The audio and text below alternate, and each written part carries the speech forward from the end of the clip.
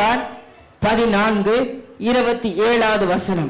சமாதானத்தை உங்களுக்கு வைத்து போகிறேன், என்னுடைய சமாதானத்தையே உங்களுக்கு கொடுக்கிறேன். உலகம் கொடுக்கிற பிரகாரம் நான் உங்களுக்கு கொடுக்கிறது இல்லை. உங்கள் இருதயம் கலங்காமலும் பயப்படாமலும் இருப்பதாக. ஆனால் ஆண்டவர் இந்த வார்த்தையிலிருந்து இன்றைக்கு நம்மோடு கூட பேச வல்லவரா இருக்கிறார். ஹல்லேலூயா. நாம் கலங்காமலும் பயப்படாமலும் இருக்க வேண்டும். இதை ஆண்டவர் நம்ம ஒவ்வொருவருக்கும் ஆறுதலாய் தேர்தலாய் சொல்லுகிறார். ஏனென்று சொன்னால், இந்த கலக்கம் பயம் எப்போ வரும்? பயம் எப்போ வரும்? ஐயோ நான் தனியா இருக்கேன், என் கூட யாருமே இல்லை, எனக்கு உதவி யாருமே இல்லை அப்படின்றது ஒரு பயம் வரும். இருட்டை பார்த்தாலும் கூட ஒரு பயம் வரும். எதுக்கு? இருட்டில் தனியா இருக்கனே, யாருமே என்னை பாதுகாக்க இல்லையே, அந்த ஒரு பயம் இருக்கும். கலக்கம் எப்போ வரும்? ஐயோ இந்த பிரச்சனையிலேருந்து நான் எப்படி வெளியே வர போறேன்னு தெரியலையே, இந்த போராட்டத்திலேருந்து நான் எப்படி வெளியே வர போறேன்னு தெரியலையே, இந்த நெருக்கடியிலேருந்து என் வாழ்க்கையில் யார் எனக்கு விடுதலை தருவாங்க தெரியலையே அப்படின்ற இல்லையே இல்லையே நினைக்கும் போதெல்லாம் பயமும் கலக்கமும் நம் வாழ்க்கையில கொந்தளித்து எழும்புகிற கடலை போல இருக்கும். ஆனா ஆண்டவர் ஒரே வார்த்தையில சொல்லுவார், அற்ப விசுவாசியே நீ எதுக்கு பயப்படுற? நான் உன் கூடவே இருக்கனே. இருந்தாரா? படகுல இருந்தாரா? இல்லையா? கூடவே தானே இருந்தாரு. கூடவே வச்சுக்கிட்டு அவங்க என்ன பண்ணிட்டு இருந்தாங்க? புலம்பிட்டு தான் இருந்தாங்க. இன்னைக்கு எத்தனை பேர் இன்னைக்கு அப்படி புலம்பிட்டு இருக்காங்க? கூடவே இருக்கிறத பார்க்க தெரியாம எத்தனை பேர் உங்க வாழ்க்கையின் சூழ்நிலைகளை பார்த்து பயந்து கலங்கி போய் கொண்டிருக்கிறீர்கள். தெய்வச்சனமே, என்ன நடக்குமோ, என்ன சூழ்நிலையை மேற்கொள்ளாமல் போய் விடுமோ, என் சூழ்நிலையில இதுதான் என் நிலைமையா, இந்த பிரிவினை தான் என் வாழ்க்கையா, இந்த பிரச்சனை தான் என் வாழ்க்கையா, இந்த பிரச்சனைக்கு ஒரு விடிவே இல்லையா என்று சொல்லி நீங்கள் கலங்கி பயந்து கொண்டிருக்கிற அந்த சூழ்நிலையில ஆண்டவர் உங்களை பார்த்து சொல்லுகிறார், உலகம் கொடுக்கிற மாதிரி சமாதானத்தை நான் உங்களுக்கு கொடுக்கல. உலகம் கொடுக்கிற மாதிரி சமாதானம் எப்படி இருக்கும்? அது கொஞ்ச நேரம் இருக்கும், அதுக்கப்புறம் அது மாறி போயிடும். ஆனா என் சமாதானத்தை நான் உங்களுக்குள்ளே வைக்கிறேன்னு சொல்லியிருக்கேன். அவர் சமாதானத்தை நமக்குள்ளே அவர் வைக்கிறார். அது அழியாதது, அது மாறாதது, அதுல மாற்றமே இருக்காது. அல்லேலூயா. அவர் நேற்றும் இன்றும் என்றும் மாறாதவராய் இருக்கிறபடினால அவர் கொடுக்கிற சமாதானமும் மாறாதது. தேவச்சனமே, இந்த சமாதானம், அதுக்கு ஆங்கிலத்துல நீங்க பார்க்கும்போது பீஸ். ஏன் அந்த கொந்தளிப்பு இருக்கு? ஏன் அந்த சமாதானத்தை பெற்றுக்கொள்ள முடியல? மனசு ஏன் அமைதியா இல்லை? மன அமைதி கிடைக்கல. இன்னைக்கு உலகம் எவ்வளவு பணம் சம்பாதிச்சிடலாம், எவ்வளோ மனிதர்களை சம்பாதிச்சிடலாம், எவ்வளோ புகழ சம்பாதிச்சிருக்கலாம், என்ன வேணா சம்பாதிச்சிடலாம் அந்த உலகத்துல. ஆனா எதை சம்பாதிக்க முடியாது? மன அமைதியை. சமாதானம்னா அது ஏதோ டிஃப்ரெண்டா ஒரு வார்த்தையா இருக்குல்ல, இப்படி சொல்லுவோம், மன அமைதியை. இன்னைக்கு யார் யாருக்கெல்லாம் மன அமைதி இல்லையோ அந்த மன அமைதியை இன்னைக்கு நீங்க பெற்றுக்கொள்ள போறீங்க. அல்லேலூயா. எந்த சூழ்நிலை வந்தாலும், எந்த நிலைமை வந்தாலும் உங்க மன அமைதி மாறவே கூடாது. உங்க மனசு அந்த அமைதியில தகர்ந்துட்டு இருக்கணும். அது எந்த விதத்திலையும் உங்களுக்கு மாற்றத்தை உங்க வாழ்க்கையில உண்டாக்கவே கூடாது.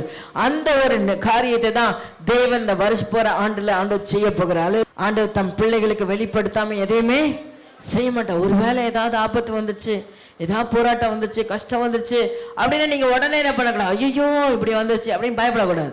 அதுக்கு தான் முன்னாடி ஆண்டவர் எச்சரிப்பு கொடுத்துட்டார். என்ன வேணாலும் நடக்கலாம், எது வேணாலும் நடக்கலாம், எப்படி வேணாலும் நடக்கலாம். எது நடந்தாலும் உன் இருதயத்தை நீ சமாதானத்தை வச்சுக்கிறதுக்கு நான் உனக்கு உதவி செய்வேன்னு சொல்லியிருக்கேன். அல்லேலூயா. எப்போ இந்த சமாதானம் கிடைக்கும் தெரியுமா? அக்கினியில தூக்கி போட்டாலும் அவரோட மகிழ்ச்சியா இருக்கணும். சிங்கக்கபில போட்டாலும் அவரோட மகிழ்ச்சியா இருக்கணும், இல்லையா? உபத்திரவத்தின் பாதையில நடந்தாலும் நாம மகிழ்ச்சியா இருக்கணும். சமாதானமும் மகிழ்ச்சியுமா இருப்பதே உங்க பலன். பிசாசு அதனால்தான் அநேக குடும்பங்களை சமாதானத்தை எடுத்து போடும்படியான கலக்கத்தை உண்டாக்குறான், பிரிவினைகளை உண்டாக்குறான், பிரச்சனைகளை உண்டாக்குறான், போராட்டங்களை உண்டாக்குறான். ஏன் தெரியுமா? உங்க சமாதானத்தை உங்ககிட்ட இருந்து எடுத்துட்டானா உங்க வாழ்க்கையை ஈஸியா அழித்து போட முடியும். ஏன்னா சமாதானத்தை இழந்தவர்கள் கடைசியா நாடு தேடுகிற இடம் எது? ஏதோ ஒரு அழிவு தான். ஒன்று உயிரை எடுத்துக்கணும், இல்லை கெட்ட பழக்க வழக்கங்களை ஈடுபடணும், மோசமான வாழ்க்கையை தேர்ந்தெடுக்கணும், ஏதோ ஒரு அநியாயத்தில் விழுந்து போவோம். அவனோட வேலை ஈஸியாக முடிஞ்சிடும்ல. நாம் ஒவ்வொருவரும் இந்த சமாதானத்தை நமக்குள்ளே, இந்த மன அமைதியை நமக்குள்ளே நிறைவாய் பெற்றுக்கொள்ள வேண்டுமானால் நாம் என்ன செய்ய வேண்டும் என்பதை இந்த நாளில் நாம் ஒவ்வொருவரும் அறிந்து அப்படி இருதயத்தில் நாம் வைக்க வேண்டும். சங்கீதம் புஸ்தகம் 29:11 கர்த்தர் தம்முடைய ஜனத்திற்கு பலன் கொடுப்பார், தம் ஜனத்திற்கு சமாதானம் அருளி அவர்களை ஆசீர்வதிப்பார். அப்ப சமாதானம் என்பது என்னது? ஆசீர்வாதம். நமக்கு கிடைக்கிற இந்த மன அமைதி என்பது தேவனால் உண்டாகிற ஆசீர்வாதம். இன்னைக்கு ஆசீர்வாதம் தான் பொண்ணுக்கு கல்யாணம் பண்ணணும், வீடு கட்டணும், கார் வாங்கணும், பங்களா வாங்கணும், பிள்ளைங்க நல்லா படிக்கணும், வேலை வாங்கணும், இதெல்லாம் தான் ஆசீர்வாதம் நம்ம கண்ணுக்கு முன்னாடி வச்சுக்கிட்டு இருக்கோம். ஆனா உண்மையான ஆசீர்வாதம் எது தெரியுமா? நீங்க சமாதானமாய் இருப்பது, மன அமைதியோடு இருப்பது உங்களுக்கு தேவன் கொடுக்கிற ஆசீர்வாதம். எத்தனை பேருக்கு இந்த ஆசீர்வாதம் வேணும்? வேற எதுவுமே இல்லாட்டாலும் பரவாயில்லைங்க, இது எனக்கு போதும்னு சொல்றவங்க எத்தனை பேர்? வீடு வாசல் இல்லாட்டா பரவாயில்ல, காடு பங்களா இல்லாட்டா பரவாயில்ல, பட்டாட பகடு இல்லாட்டா பரவாயில்ல, பெருமையான வாழ்க்கை இல்லாட்டாலும் பரவாயில்ல, எனக்கு மன அமைதி தான் வேணும்னு தேடுறவங்க எத்தனை பேர்? லூக்கா 1:79 வாசிங்க.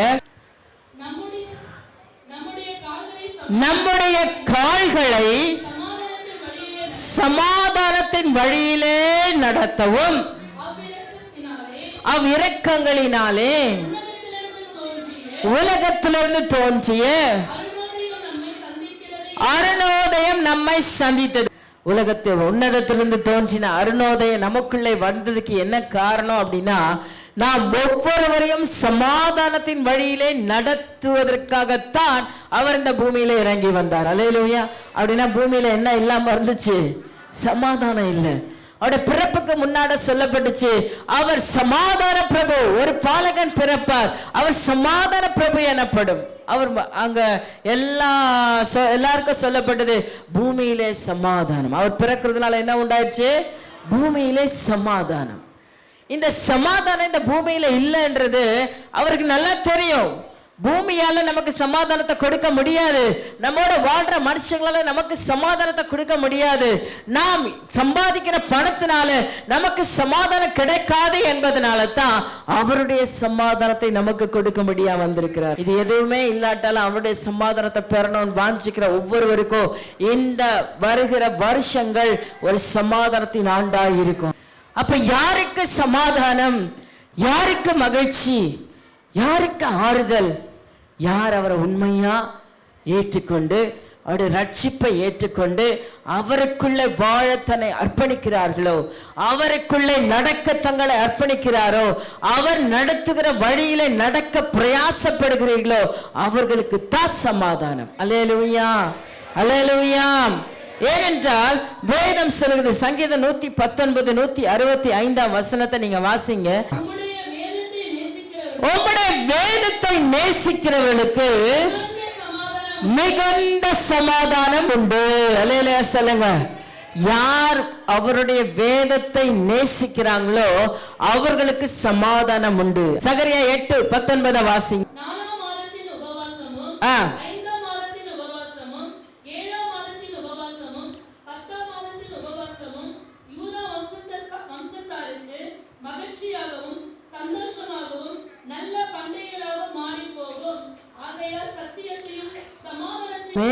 கர்த்தர் நமக்குள்ளே அவருடைய சமாதானத்தை வைக்க விரும்புகிறார். யாருக்குள்ள அந்த சமாதான நிலவரமா இருக்கும், முழுமையா இருக்கும் என்று சொன்னால் அவருடைய சத்தியத்தையும் அவருடைய பரிசுத்தத்தையும் விரும்புகிறவர்களுக்கு சமாதானம் உண்டாகும். அல்லேலூயா. அப்ப சத்தியம் என்னங்க சொல்லுது? சத்தியம் எனக்கு என்ன அறிவுரை சொல்லுது? அதை இன்னைக்கு நம்ம தெரிஞ்சுக்கலாம். பிலிப்பியர் 4:5 உங்கள் சாந்த குணம் எல்லா மனுஷருக்கும், சாந்த குணம் உள்ளவர்கள் பூமியை சுதந்திரித்துக் கொள்ளுவாங்க அப்படின்னு வசனம் ரொம்ப தெளிவா சொல்லுது. அப்ப யாருக்கு சமாதானம் கிடைக்கும் என்று ஆண்டவர் சொல்லுகிறார் என்று சொன்னால், சாந்த குணம் உள்ளவர்களுக்கு. சாந்த குணம் உள்ளவர்கள் பூமியை சுதந்தரிப்பார்கள். உங்க சாந்த குணம் எல்லாருக்கும் தெரிந்திருப்பதாக. ஒவ்வொருவரும் சமாதானம் பண்ணுகிறவர்கள். ஆமா, சாந்த குணம் எங்க வெளிப்படுதோ அங்க சமாதானம் இருக்கும். இத்தனை காலம் உங்க வீட்டுல போராடிட்டு இருப்பீங்க அப்படின்னா ஆண்டவர் சொல்றார், இன்னைக்கு இந்த மாற்றத்துக்கு யாரெல்லாம் இடம் கொடுக்க போறீங்களோ, இனி நான் இப்படி இருக்க மாட்டேன். எல்லாருடைய அன்பா, எல்லாருடைய சந்தோஷமா, எல்லாருடைய மகிழ்ச்சியா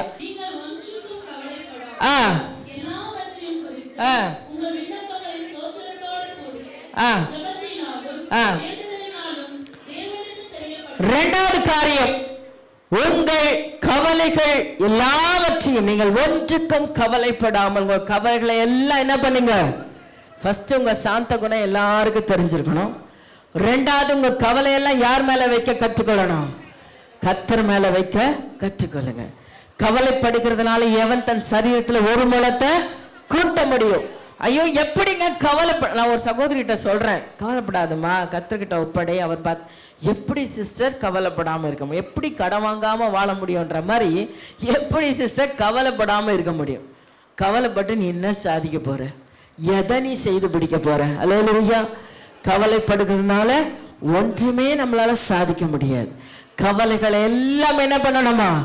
விண்ணப்பத்தோட. யாருக்கு இந்த கவலை வரணும்? இந்த விண்ணப்ப ஜபம் இல்லாதவனுக்கெல்லாம் கவலை வரும். அல்லேலூயா. கர்த்தர்கிட்ட ஜெபிக்காத ஆள் எல்லாம் இந்த கவலைக்கு உடன்பட்டு இருப்பாங்க. நல்லா ஜெபிக்கிற ஆளுக்கு என்ன இருக்காது? கவலையே இருக்காது. அவங்களுக்கு தைரியம் இருக்கும். கர்த்தரின் வலது பக்கத்துல இருக்கிற ஜெபிக்கிற மனுஷனோட தான் கடவுள் பக்கத்துல இருப்பார். இதை நான் உங்களுக்கு தாழ்மையா சொல்லிக்கொள்ள விரும்புறேன். ஜெபிக்காத ஆளுங்க பக்கத்துல யார் இருக்க மாட்டாரு? கர்த்தர் இருக்க மாட்டார். ஜெபிக்கிற ஆட்கள் பக்கத்துல யார் இருப்பா? கர்த்தர் இருப்பார். அவரின் வலப்பக்கத்துல இருக்கிறபடினால் நான் அசைக்கப்படுவதில்லை என்று தாவீது நிச்சயமா சொல்றார். அல்லேலூயா. ஜெபத்துல நிக்கிறவங்க பக்கத்துல கர்த்தர் இருப்பாரு. அவங்க கவலையெல்லாம் அவர் சுமந்துக்குவாரு. சோ நீங்கள் கவலைப்படாதபடி மகிழ்ச்சியா இருக்கும்படி தேவன் உங்களுக்குள்ளே சமாதானத்தை வைப்பார். வேதம் சொல்லுது, உங்க கவலைகளை எல்லாம் எங்க வச்சிருங்க? கர்த்தர் மேல வச்சிருங்க. அவர் மேல வச்சிட்டீங்கன்னா நீங்க சந்தோஷமா சமாதானமா இருக்க முடியும். மன அமைதி உங்களுக்கு கிடைக்கும். கவலைப்பட்டுக்கிட்டே இருந்தீங்கன்னா மன அமைதி உங்களுக்கு பக்கத்துல கூட வராது, பக்கத்து வீட்டு வழியே கூட வராது. அல்லேலூயா. அது ஓடியே போயிடும். ஸோ கவலைகளை எல்லாம் நீங்க தூக்கி இப்ப யார் மேல வைக்கணும்? வரப்போற வருஷத்துல எப்படி பிசாசுங்களை கவலைப்படுத்தினாலும் சரி, எப்படி போராட்டத்தை கொடுத்தாலும் சரி, எப்படி பிரச்சனைகளை கொடுத்தாலும் சரி, நீங்க எல்லாத்தையும் தூக்கி யார் மேல போட்டுடணும்? கர்த்தர் மேல போடணும். போடணும்னா எங்க வரணும்? அவர் சமூகத்துக்கு வரணும். அல்லேலூயா. அல்லேலூயா. அவர் சமூகத்துல இருக்காது. அருமையான பாஸ்டர் தீர்மானத்துல சொன்னாங்க, இன்றைக்கு இவ்வளவு காலம் போச்சு, பரவாயில்ல, 2026 வரை நம்ம வாழ்ந்துட்டோம், ஏதோ வாழ்ந்துட்டோம் அப்படின்னு கூட இருக்கட்டும். ஆனா இனி அப்படி இருக்கக்கூடாது. ஏதோ வாழ்ந்தோன்னு இல்ல, நான் இப்படித்தான் வாழணும்னு இருக்கணும். எத்தனை பேர் ஆமேன்னு சொல்றீங்க? இப்ப இனிமே எப்படி தீர்மானம் பண்ண போறோம்? நான் இப்படித்தான் இருக்கணும். தேவ சமூகத்துல காத்திருக்காத மனுஷனுக்கு வரப்போகிற ஆண்டு சமாதானமா இருக்கும். கனவு காணவே காணாதீங்க. கர்த்தர் சமூகத்துல காத்திருக்கிற மனுஷனுக்கு எப்பேற்பட்ட இக்கட்டு வந்தாலும் அவர் தம்முடைய சமாதானத்தை உங்களுக்குள்ள வைப்பார். அல்லேலூயா சொல்லுங்க. தேவச்சனமே, அடுத்தபடியா நீங்க வாசிங்க. அதே 7ஆம் வசனத்தை வாசிங்க.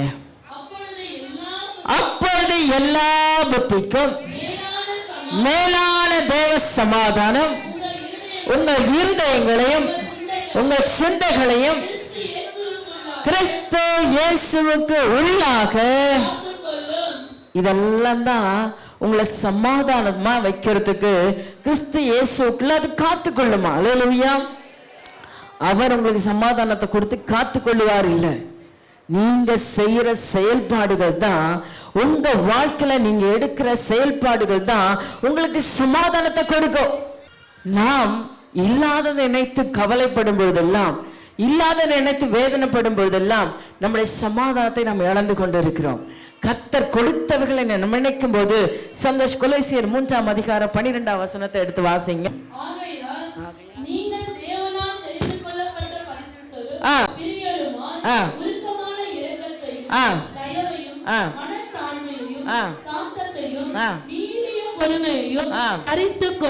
அருமையா வசனம் சொல்லுது. என்னென்னத்தை தரிச்சுக்கணுமா? நீங்கள் தேவனால் தெரிந்து கொள்ளப்பட்ட. எத்தனை பேர் ஆமேன் சொல்றீங்க? தேவனால் தெரிந்து கொள்ளப்பட்டிருக்கீங்களா?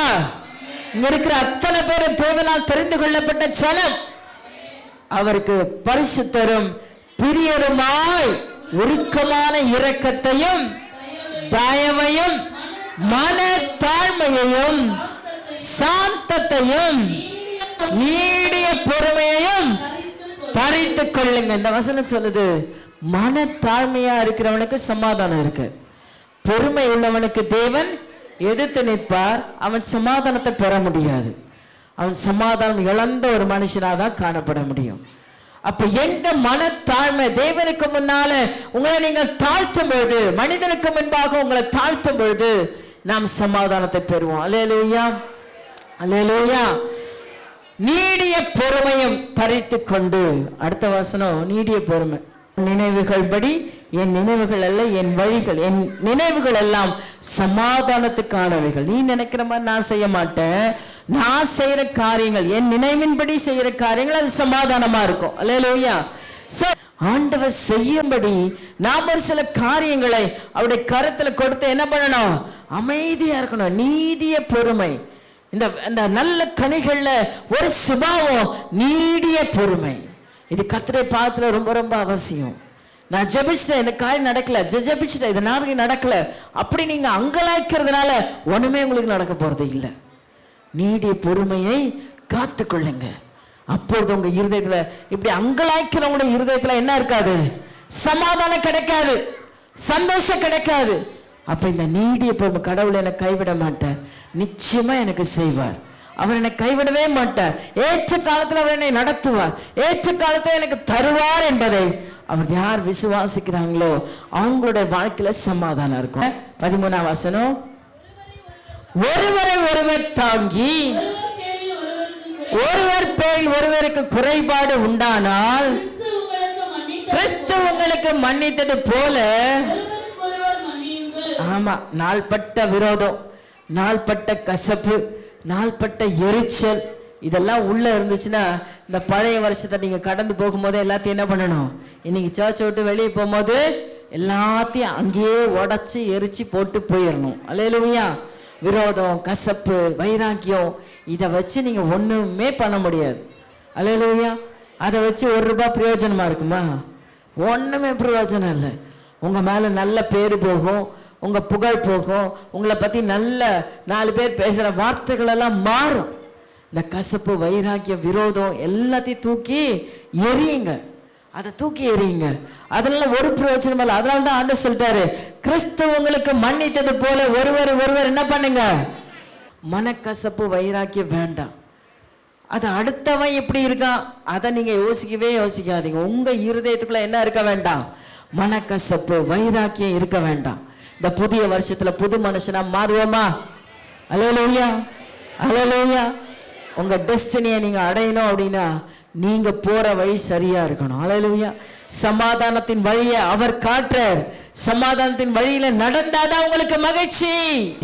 இந்த நாளில ஆவியான உங்களோடு கூட பேசிக்கொண்டோம். இதன் ஏதோ நேரம் போறதுக்காக சொல்லிட்டுல, கர்த்தருடைய சமூகத்துல உண்மையா இருப்பீங்க. இன்னும் நம்ம தேவ பிள்ளைகளா இருக்கிறோம், நம்ம இயேசுவின் பிள்ளைகள், இயேசுவோட நாமத்தை நம்ம தரிச்சிருக்கிறோம். ஆனா உள்ளுக்குள்ள இன்னும் கசப்பு, வைராக்கியம். அவர் எல்லாரையும் மன்னிச்சிட்டாரே. ஒருவருக்கு ஒருவர் மன்னியுங்கள் சொல்லி இருக்கிறாரே. கணவன் மனைவியை மன்னிங்க, மனைவி கணவனை மன்னிங்க, பிள்ளைங்க தாய் தோப்பனை மன்னிங்க, தாய் தோப்பன் பிள்ளைகளை மன்னிங்க, சகோதரர்கள் சகோதரிகளை மன்னிங்க, பெரியவர் சின்னவங்களை மதிங்க, சின்னவங்க பெரியவங்களை மன்னிங்க. மன்னிக்கிறதுக்கு வயசெல்லாம் கிடையாதுங்க. அல்லேலூயா. ஒருத்தரை மன்னிச்சு அன்பு பாராட்டுங்க. அன்புதான் பிரதானமானது. அதுதான் இங்க பவுல் அழகா சொல்றாரு, ஒருவரை ஒருவர் மன்னிங்க, சமாதானம் உங்களுக்குள்ள. தேவ சமாதானத்தை நீங்க பெற்றுக்கொள்ளணும் அப்படின்னா ஒருவருக்கு ஒருவர் நீங்க என்ன பண்ணணும்? மன்னிக்கணும். என்ன பாவங்க உலகத்துல மன்னிக்க முடியாத பாவம் எதுவுமே இல்லைங்க. எல்லா பாவத்தையும் என்ன பண்ணலாம்? மன்னிக்கலாம். நீதிமொழிகள் 16:7 சொல்லுது, ஒருவனுடைய வழிகள் கர்த்தருக்கு பிரியமாய் இருந்தால் அவருடைய சத்துருக்களும் அவனோட சமாதானமாவாங்களாம். அப்ப உன் வழி யாருக்கு பிரியமா இருக்கணும்? கர்த்தருக்கு பிரியமா இருக்கணும். கர்த்தருக்கு பிரியமா நாம் நடப்போமானால் நம்ம சுத்தி இருக்கிற அத்தனை பேரை நமக்கு பிரியமா மாறிடுவாங்க. எல்லாரோடையும் நம்ம சமாதானமா இருக்க முடியும். தெய்வ ஜனமே, ஆண்டவர் அதை சொல்லிருக்க, கூடுமான மட்டும் எல்லாரோடும் சமாதானமா இருங்கள். அப்ப நீங்க சமாதானமா இருந்தா உங்க இருதயத்தை சமாதானம் நிரப்பும். எது எப்படி வேணா ஆயிட்டு போட்டோம், நீங்க சந்தோஷமா இருக்கலாம். அல்லேலூயா. மகிழ்ச்சியா இருக்கலாம். அல்லேலூயா. சொல்லுங்க, தொடர்ந்து வாசிங்க. அதே 15ஆம் வசனம் 14. மேலும் பூரண சர்வத்தின் கட்டாகிய அன்பை தரித்து கொள்ளுங்கள். இந்த புதிய வருஷத்துல நம்ம எல்லாரும் எந்த கட்டுல இருக்கணும்? சாத்தானுடைய கட்டுல இல்ல, வன்கண் எரிச்சல் கட்டுல இல்ல, போராட்டத்தின் கட்டுல இல்ல, தரித்திரத்தின் கட்டுல இல்ல. எந்த கட்டுல இருக்கணும்? அன்பினால கட்டப்படணும். தேவ அன்பினால கட்டப்பட்டீங்கன்னா உங்க ஆசீர்வாதம் எல்லாம் கட்டவிழ்க்கப்படும். அல்லேலூயா. உண்மையா சொல்றேன். அந்த விரோத கசப்பெல்லாம் மறந்து நீங்க ஒருத்தர மன்னிச்சு ஏற்று பாருங்க, அன்பா நீங்க பழகி பாருங்க, அங்கே சமாதானத்தின் கட்டு அவிழ்க்கப்படுமானால் ஆசீர்வாதம், என்னெல்லாம் ஆசீர்வாதம் அது வரலாம் கட்டப்பட்டிருந்தோ எல்லாம் கட்டவிழ்க்கப்படும். அல்லேலூயா. உங்களுக்கு நான் ஆண்டவர் வச்சிருக்கிற ஆசீர்வாதத்தை என்ன தெரியுமா ரொம்ப தந்திரமா பிசாசு பண்ணுவான். நீங்க எரிச்சலும் கோபமா மத்தவங்க மேல வைராக்கியமா இருக்கும் பொழுது ஆண்டவர் ஆசீர்வாதத்தை கொடுப்பார். நீங்க கேட்கிற ஏதோ ஒண்ணு உங்களுக்கு கொடுக்கணும்னு ஆசைப்படுவார். ஆனா பிசாசு நடுவில் போய் நின்றுவோம். என்ன தெரியுமா சொல்லுவான்? நீங்க கொடுக்குறீங்க ஆண்டவரை, ஆனா பெற்று கொள்வதற்கு அவங்க தகுதியான ஆள் இல்ல. ஏன்னா அவங்க என்ன இருக்கிறாங்க? உங்க சுபாவத்துல அவங்க இல்ல, அவங்க மனுஷ சுபாவத்துல இருக்கிறாங்க. அப்ப மனுஷனால உண்டான ஆசீர்வாதம் தான் அவங்களுக்கு வரணும். மனுஷன் கிட்ட இருந்து என்னைக்காவது நல்லது நடக்குமா? உலகத்துல ஒருவனும் நல்லவன் இல்லைன்னு வேதம் சொல்லுகிறது. அல்லேலூயா. மனுஷக்கிட்ட நன்மை நமக்கு வரவே வராது. அப்ப தேவனுடைய ஆசீர்வாதத்தை நீங்க பூரணமா பெறணும் அப்படின்னா அன்பினாலே ஒருவரை ஒருவர் தாங்குங்க, கட்டப்படுங்க. இந்த சபையானது அன்பினாலே கட்டப்பட்ட சபையா மாறணும். அவருடைய அன்பில கலங்கம் இல்லை, அவருடைய அன்பில குற்றம் இல்லை. அவருடைய அன்பு மேலானது. அந்த அன்பை உங்களுக்கு கொடுத்திருக்காரு. தன் ஜீவனையே கொடுக்கிற அன்பை உங்களுக்கு கொடுத்திருக்கிறாரு. அந்த அன்பை காட்ட நீங்களும் நானும் கடனாளிகளா இருக்கிறோம். கட்டாயமா செஞ்சுதாங்க ஆனும். எக்ஸ்ட்ரா வேணா கொடுங்க, குறைவா கொடுக்காதீங்க. எல்லாரையும் நேசிங்க. நேசிக்கிறதுல யாரு இவங்க அவங்க, உன்னை நீ நேசிக்கிறத போல எல்லாரையும் நேசி. உன்னை விரோதிக்கிறவங்களையும் நேசி, உனக்கு அநியாயம் செய்யறவங்களையும் நேசி, உனக்கு அக்கிரமம் செய்யறவங்களையும் நேசி, நீ வாழவே கூடாதுன்னு நினைக்கிறவனையும் நேசி. இதுதான் இயேசுவின் அன்பு. அல்லேலூயா. அல்லேலூயா. அவரை சிலுவையில் தொங்க விட்டாங்க. அவங்கள பார்த்து சொன்னா இவங்க என்னதுன்னு செய்யாம செய்றாங்க, அவங்களுக்கு ஒன்றும் தெரியலன்ட்டார். அல்லேலூயா. இந்த ஒரு கள்ளங்கப்படற்ற அன்பு தான் இன்னைக்கு நமக்குள்ள வேணும். இந்த அன்பு யாருக்குள்ள இருக்கோ அவங்க சமாதானமா இருப்பீங்க. இப்ப நான் சொன்ன ஒவ்வொரு வார்த்தையும் உங்க இருதயத்துல வச்சுக்கோங்க. சாந்த குணம் பண்ணுகிற சாந்த குணம் உள்ளவர்கள் பாக்கியவான்கள், சமாதானம் பண்ணுகிறவர்கள் பாக்கியவான்கள். சமாதானம் நீங்க பண்ற உங்க சாந்த குணம் உலகத்துக்கே தெரிஞ்சிருக்கணும், சபைக்கும் தெரிஞ்சிருக்கணும். அல்லேலூயா. அல்லேலூயா சொல்லுங்க. நீங்க நற்குணசாலிகள் என்பது சபை சாட்சி சொல்லணும். இந்த அம்மாவை பாரு யாரும் இல்லைங்க அப்படின்னு சபை என்ன பண்ணோம்? சாட்சி சொல்லலாம். ஐயோ அந்த அம்மாவா, அது சர்ச்சுக்குள்ள வந்தாவே நான் 4 ஸ்ட்ரீட் தள்ளி உட்காந்துக்கிறேங்க. அப்படி இருக்கக்கூடாது. அல்லேலூயா சொல்லுங்க. அவங்க இருக்கிற ஏரியாவிலே நான் இருக்க மாட்டேங்க, அப்படி இல்லை. நம்ம எல்லாருக்குள்ளேயும் அந்த ஒருவருக்கொருவர் மன்னித்து, ஒருவரை ஒருவர் ஏற்றுக்கொள்கிற, ஒருவருக்கொருவர் மனத்தாழ்மையா, ஒருவர் பொறுமையோடு சகித்து கொள்ளுகிற நீடிய பொறுமை உள்ளவர்களா நாம் இருக்கணும். 15ஆம் வசனத்தை வாசிச்சு முடிங்க. ஆழக்கடவது இதற்கென்றே தேவ சமாதானம் உங்கள் இருதயங்களை ஆழக்கடவது, இதற்கென்றே நீங்கள் ஒவ்வொருவரும் இங்கே அழைக்கப்பட்டு இருக்கிறீர்கள். அவருடைய சமாதானம் உங்க எல்லாருக்குள்ளே நிரம்பணும் அப்படின்னா நாம் ஒருவர் அன்பு பாராட்ட வேண்டும். பிலிப்பியர் 4ஆம் அதிகாரம் 8ஆம் வசனம். கடைசியாக உண்மை உள்ளவைகள் எவைகளோ, ஒழுக்கம் உள்ளவைகள் எவைகளோ,